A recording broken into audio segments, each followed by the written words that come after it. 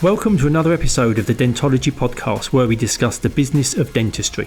In this podcast series, we'll be discussing all the non-clinical aspects of dentistry, from goodwill values, finance, marketing, how to buy and sell a dental practice, mindset, through to where you can invest your money in team management issues. My name is Andy Acton, and I'm joined by my co-host, Chris Strevens. Let's jump straight into it.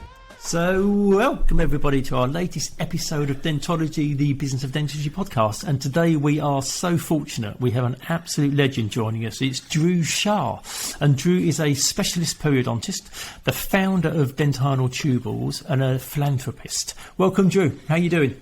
Thanks very much. I just Dhru. wondered if I was on the right podcast here. You said legend.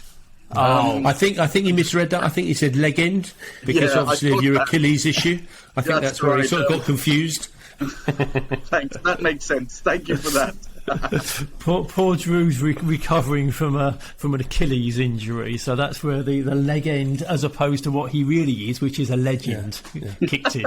But we won't ask you, Dhru, how you did it, because obviously it was a serious sporting injury. Oh, massive. I'm a professional dancer, and I was dancing at the work Christmas party, fully inebriated with glasses of water, dancing to Punjabi MC. And for those listening, if you don't know your Bhangra well, try not to do it inebriated with water. You will not do it. The truth is, I was a runner actually, and I used to run between 15 and 20 miles a day at one point. Wow. And unfortunately, it's not helped things later down the line. Injuries galore. This is one of them.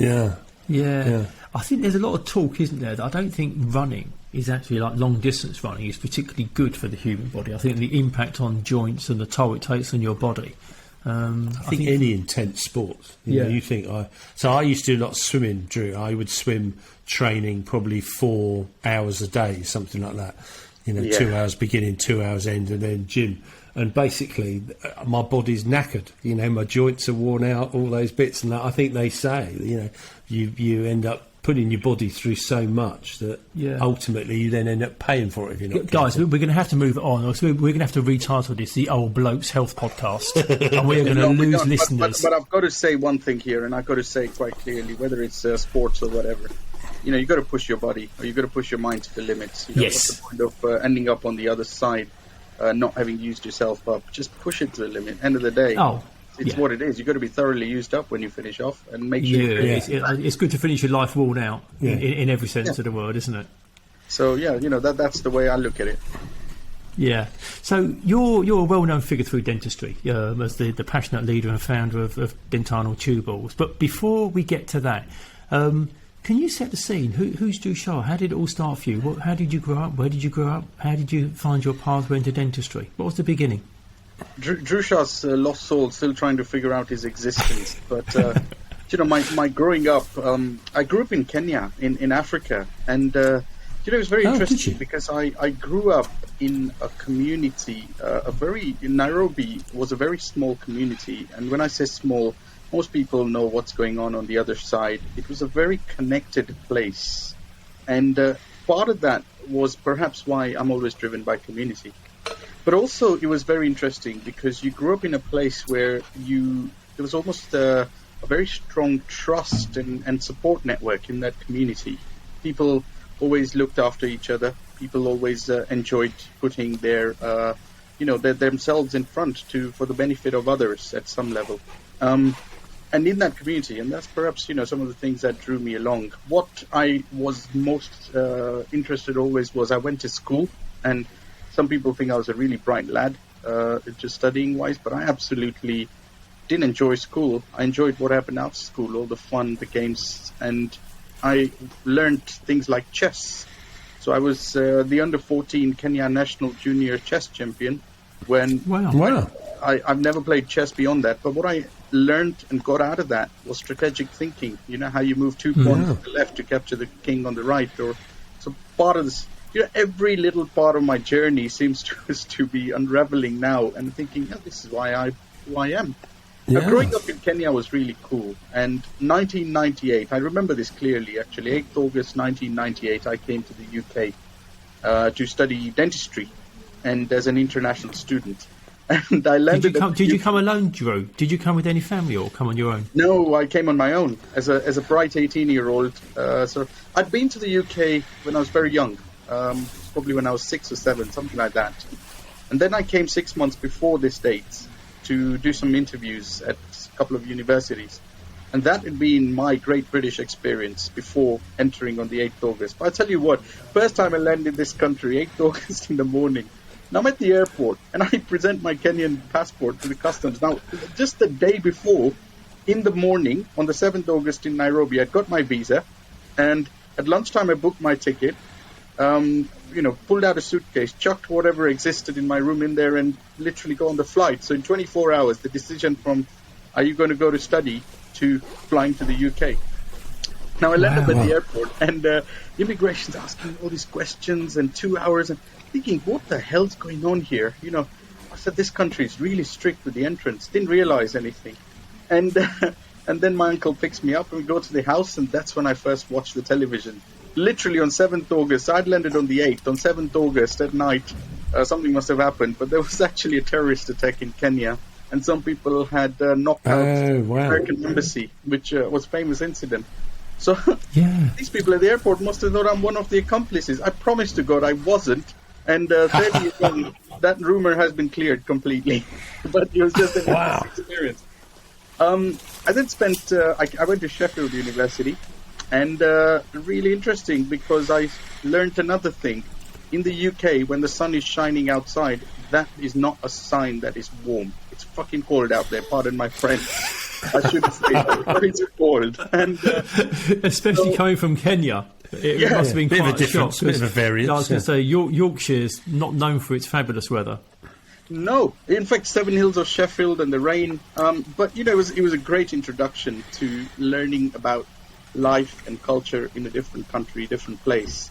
And then I was paying international fees, and I've said this story many times, but in essence, in the third year, my dad dropped me a message saying family money's been wiped out. We're not sure how we're going to put you through your education. And the talk was about me packing my bags and going back to Kenya. But the person I said, no, we've got to find a way. So it was dental school at night. It was working, at shoe shops, burger bars, chocolate shops, flyer drops, you name it. I've done it all. And, it was mental. I was living on a budget of 20 or 30 quid a week as a student, including paying rent and bills and everything else. And there were days when I probably didn't have proper food. Now, there was this news agent who stayed beneath where the student house was, where we were. And in the student house, I lived in the room right in the attic. And I said to everyone else, you pay more rent because I'm in the attic in this little place where you can barely walk in. You have to duck and go in. I'm going to pay less rent. So it's a money-saving, tactic as well. But this news agent used to sell me 4 packs of Maryland double chocolate chip cookies for £1. 4 massive packs. So I'd have a pack, a little bit for breakfast, a little bit for lunch, a little bit for dinner, that. And then I'd go to work in Meadow Hall, thing there, and then come back at night and finish it. So, invariably, it would be nice, Andy and Chris, if we could get Maryland double chocolate chip cookies to sponsor this podcast at some point. I was going to say, Drew, do you still like them, or is it a bit like, oh, not another double chocolate cookie? You know what? If there's one thing in life I enjoy, it's biscuits. I've been told I need to step off them, especially with this Achilles damage. But biscuits. Biscuits got me through learning. Biscuits got me through my education to my dental degree, and I tell you what, biscuits will get me through life. What a slogan. Biscuits get you through life. There we go. But what's interesting, Drew, is it's a great story because there'll be loads of... We get quite a lot of young people listening to this, and there'll be a lot of people at dental school or thinking about going to dentistry or foundation dentists who will have their own hardships. But to hear your story of literally having to live on biscuits to where you are now, it kind of creates hope, doesn't it? Because people tend not to dig into the backstories. All you ever see is the Instagram version of what someone's living today. You don't see that 10, 15, 20 years ago before. But that is such an important part, because when you understand that, it then gives you a sense of who that person is. And just that little story in itself kind of gives me a better insight as to why you're so driven. and why you're so passionate and how you're pushing so hard with the things that you're trying to achieve. It's getting on with it, isn't it? It's a characteristic of virtually all of these podcasts that we've done. Everybody basically just gets on with stuff. It's a roll your sleeves up, face what you've got, and just get on with it. Yours was 4 Maryland packets of cookies for a pound, which actually is a very good deal, actually, isn't it? That's very good. I tell you what, that was the best deal I've ever had. Well, there were a few other good deals, but that was one of the best ones, I think. You know what, Andy, actually, this says if you really want to test your limits, push them. Put yourself in situations, because you're never, human potential is phenomenal. When we're put into difficult positions, when we're put into adverse situations, whatever, we find our true potential. We find that resource we never thought we had. And I think people need to step in and do that, and not hope for the road to clear in front of them. No, I agree. Yeah. Are you? What drives you, Drew? I was reading something a little while ago about the things that drive people. It's either demons or passion. So somebody like Eddie Hearn, the boxing promoter, he's driven by the demon to be better than his dad. That's the thing, that every day he gets up, he's got this thing chasing him down the road, which is his dad, and he has to be better than his dad. And other people are driven by the passion, which is kind of by your own measurement. What's the thing that kind of gets you out of bed hobbling with your Achilles every morning? What makes me jump out of bed, actually, it is. Is it a passionate demon, or is it demonic passion? And, it's an interesting question, because that experience that I had in dental school put my first vision about education to the world. Nobody should ever, have these challenges. We need to find a way in which everyone has access to education. It's a powerful tool. Yeah. But beyond education, there's something else that happened, because I went through all these journeys. Part of it, after graduating as a dentist, I was a foreign national then, and the UK wouldn't allow me to do what's known as VT, or foundation dentistry as it's known now, and we had to think out of the box again. And I ended up in a place called Welshpool, because Welshpool is in mid Wales, because the Welsh deanery facilitated that. It basically became a case of, you guys need dentists, I need a job, there's a shortage of dentists. Let's sort this out. And there was a group of us who were the first people to get Welsh parliamentary approval to do VT for 2 years.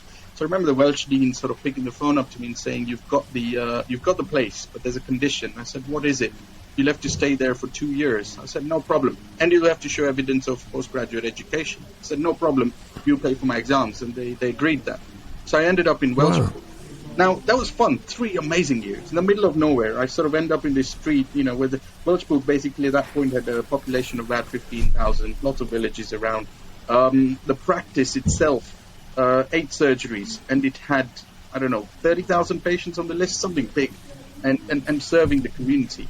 15 pubs, all sorts of fun things in there. And I just loved the life, made me great. I then came to the UK, to London, to do hospital jobs after 3 years, did my restorative, etc. jobs, and then going to specialty training in periodontics. And despite the institution, I was at King's College London, guys, having some of the best educators in the world, people who a lot of people admired to or respected, I lost all inspiration in dentistry. I just went, this is too institutionalized. Jesus, people are thinking in the box. I'm out. So after all this journey, I was close to quitting. So that's when I started Tubules. And Tubules connected me with some of the most enthusiastic, energetic, extremely talented dental professionals around the world. And that brought back my zest with dentistry.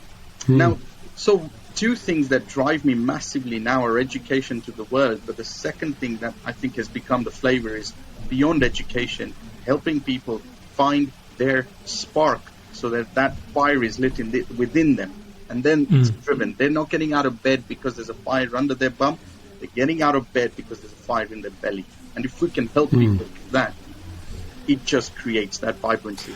And ultimately, that's become my mission, I suppose. Yeah, it's interesting that you were doing your masters in periodontics at King's, and that was the thing that almost made you stop in your tracks in terms of what dentistry meant to you. So if you've got you're on the edge of a plank, and if you go left, you've got clinical dentistry, or if you go right, you've got educating and elevating others, and you've got to make a choice. Which way would you go? Do you know what? I will answer that clearly now. I'll go right. And I'll tell you what happened. It's confirmed this because remember when I grew up in Kenya in this small community, there was one big thing, and this is important. We all think about success, right? And the end, success. If I say someone's successful, we're talking about how amazing they are, how much status they have, how much they've achieved, all of this stuff.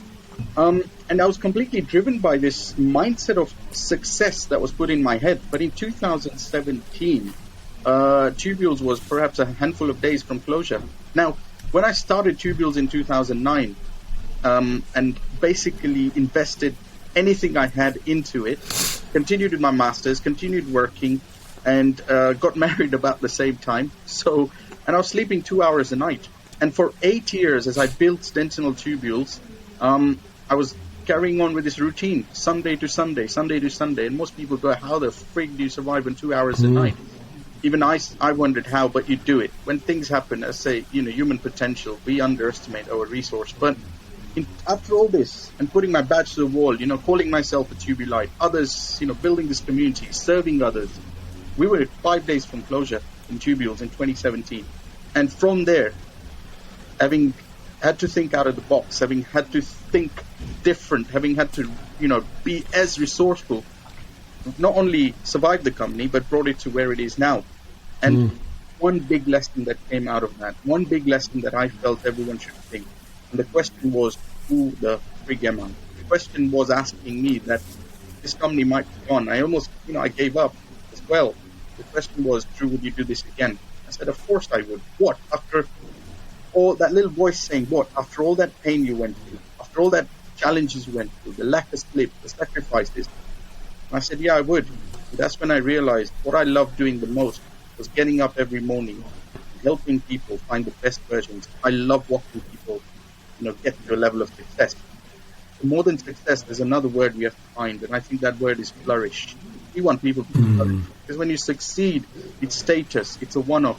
But flourishing is when you're not just succeeding, you're succeeding at what you believe in, you're expressing what you stand for, and you're freaking grateful, happy, energized by it every morning. That's the inspiration that you want. So I would go right outside for that. Yeah, we do a couple of courses, and one of the things we talk about is success. And we said, everyone's sort of definition of success should be different, because the most common one is the fact of, as you say, status, wealth, or whatever.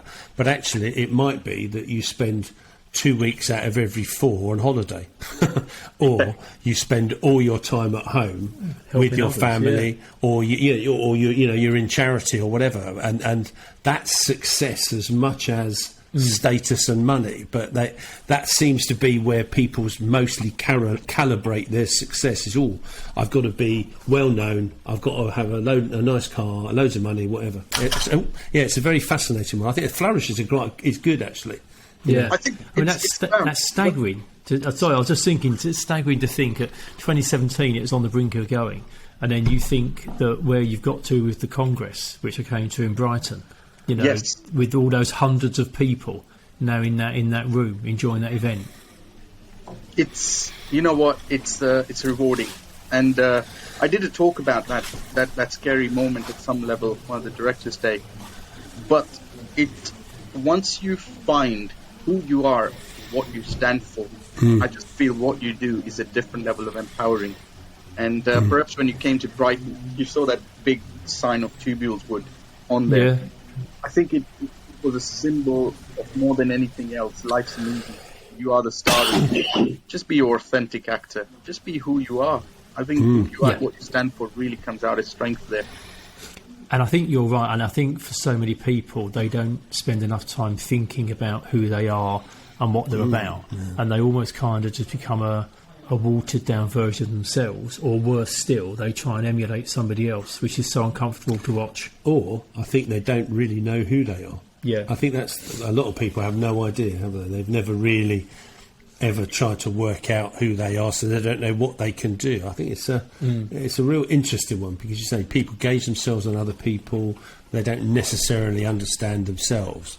I always remember, what's that thing? What is it when you go to Alcoholics Anonymous or something? The first thing is you have to accept who you are as an alcoholic, because otherwise you'll never ever change. You'll never and go I think it's a beyond bit that. like understanding who you are.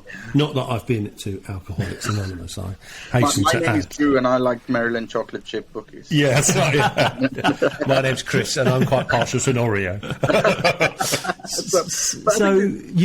But on the back of the, I was going to say, on the back of the Dentinal Tubules, you've also created the Tubals Foundation as well, Yes. which you give 3% of income to charitable and good causes. Which, when you say 3% of income, you kind of gloss over it. But for anyone who's in business, they will find that almost unbelievable that this isn't 3% of profit. This is the top line income that you put aside for good causes. Why was that so important to you? I think, when I said my mission is going to be education to the world, as I said in, that point, and I just thought I'm going to find a way somewhere. And in 2017, as we come out of this chaos of the company nearly shutting down, I thought, you know what, you've got to stand by it. And I committed 3% of all income to the foundation.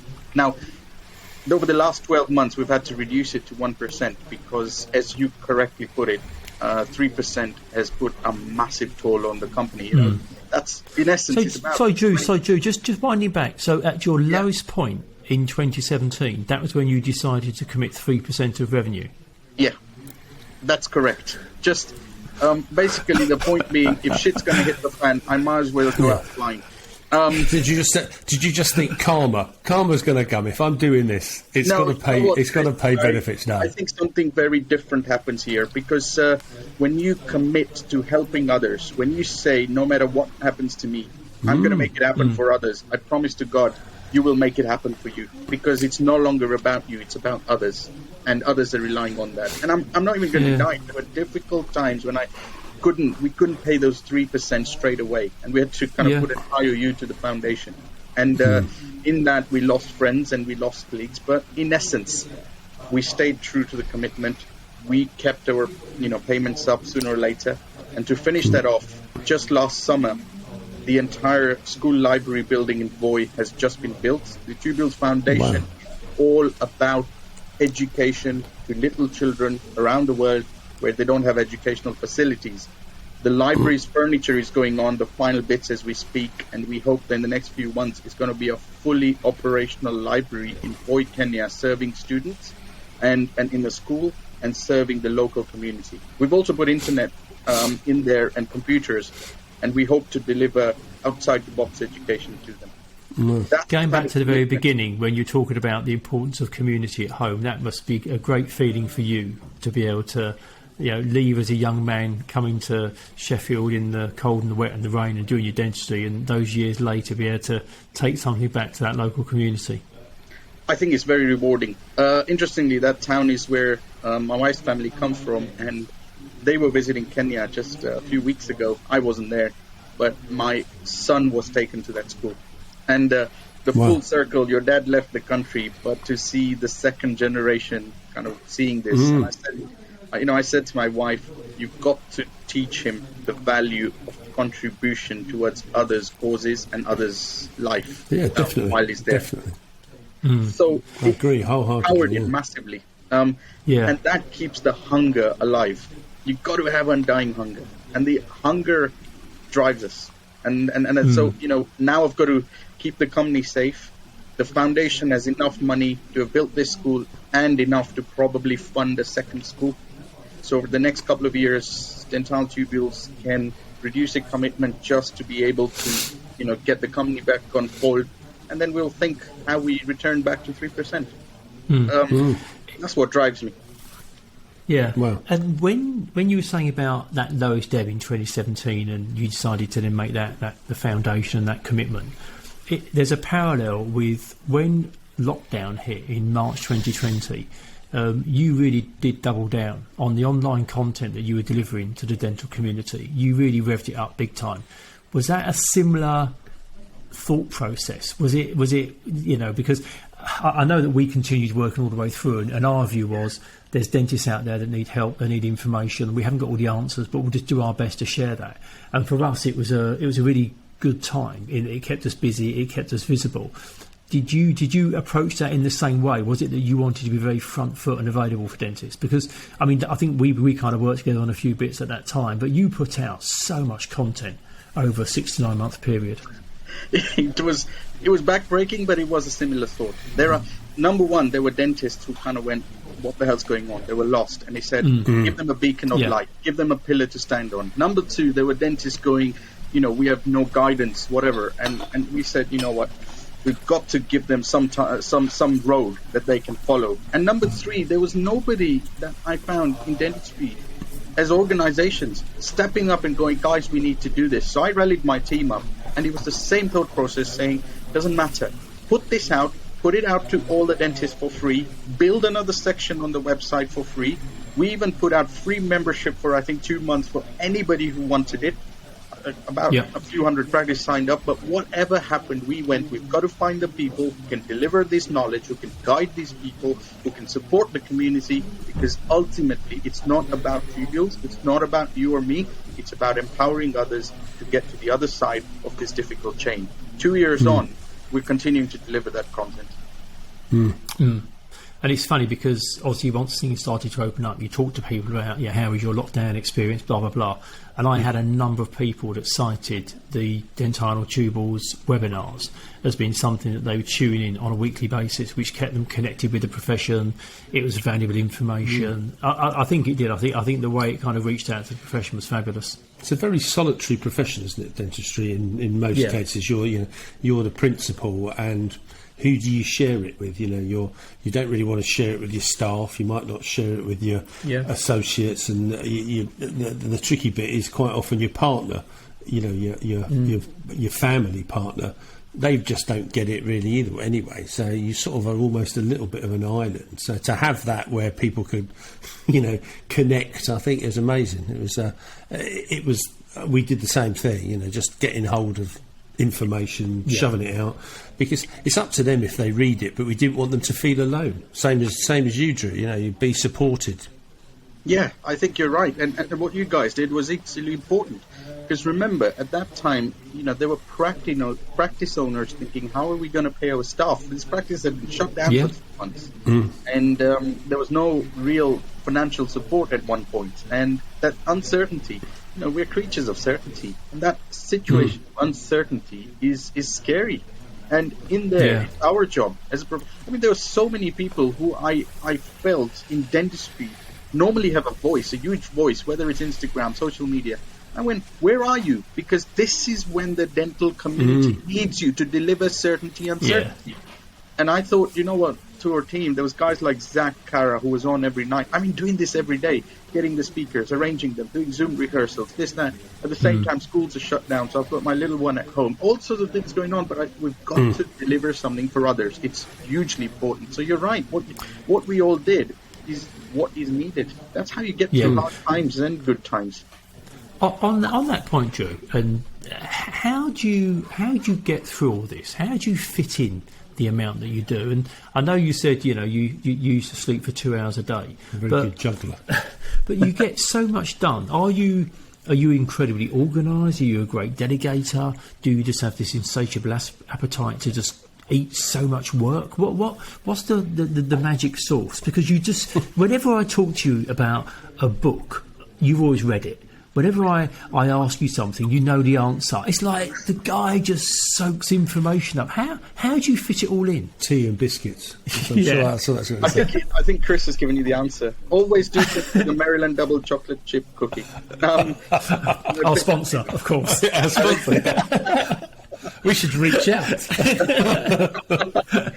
The thing here is that I was a very poor delegator, but I was a very hard worker, and so I have become a much better delegator, and I have a very, very trusty, strong, solid team around me. But the team believe in the same vision and the values that I do, so that culture becomes strong. So that enables me to be able to do things at a different level. I think the second thing is I'm just hungry for knowledge. I believe in what I say. When I deliver top quality content on Tubules, not just another CPD thing, It is because I am who I do what I stand for. I'm a learner. I'm a constant learner. And I like reading. I almost put 2 hours a day to reading sometimes. It's the nature of how I create the beast. The third bit is hunger, Chris and Andy. It's hunger. What I want to achieve is tubulize 2 billion people around the world. Well, that ain't going to happen if I just sit around. So I believe that all of these things put together. One of the other things I've learned over the last perhaps 2 years with COVID is the power of a powerful no, because I genuinely used to connect and help and talk with a lot of people, but time is becoming so difficult because of all the things. And I have to politely say no to people, but say yes at the same time. So it's about amplifying myself. So, for example, I used to get lots of people going, Dhru, can I have advice on how I get better and improve my private dentistry? And normally I'd pick the phone up and do things. Now I have resources. I say, here is a link. Listen to this. This is my message that may help you. So all of these little strategies have just helped me to do things. Now, although I get lots done, there's a lot of things I don't do as well.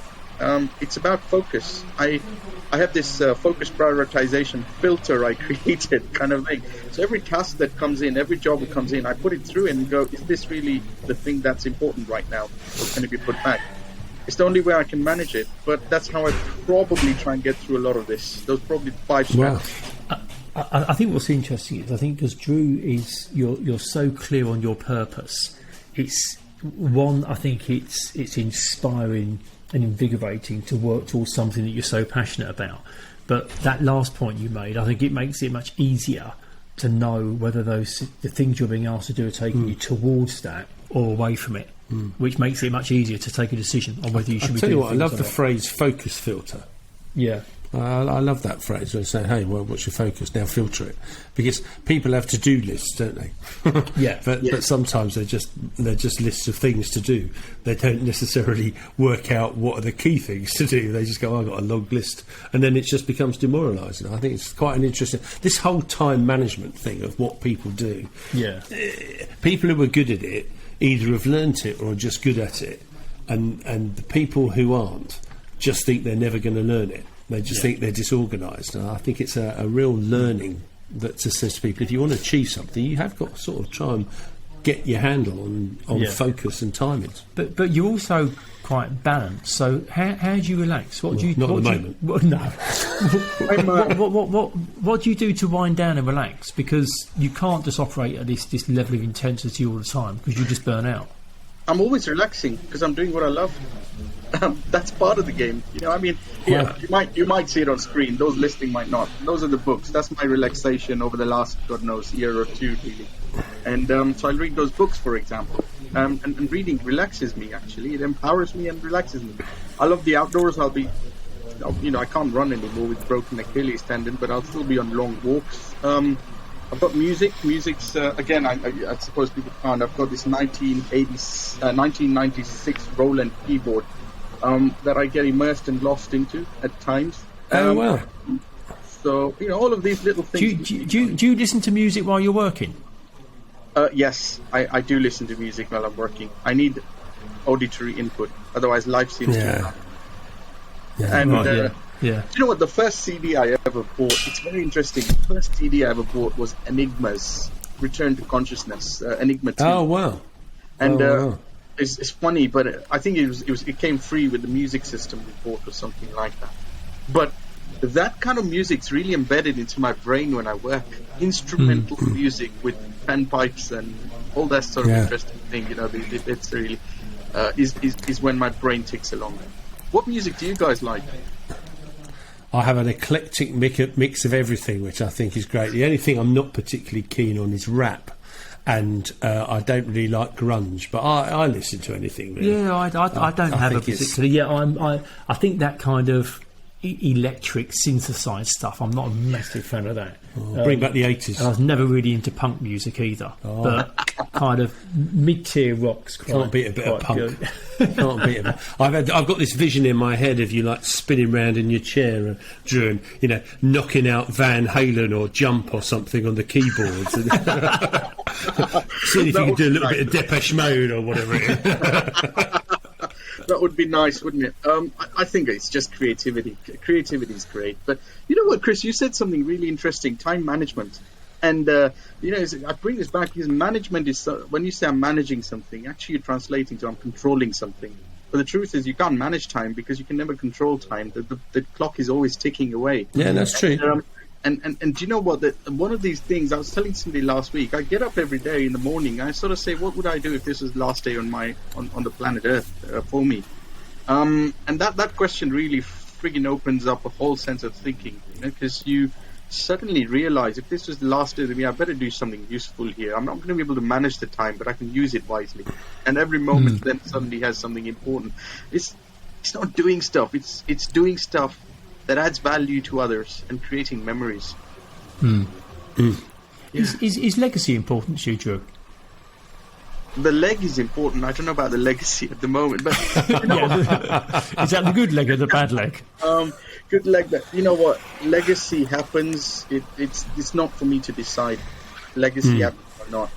What's important to me is simply waking up and making sure we just create something brilliant for people who are living every day.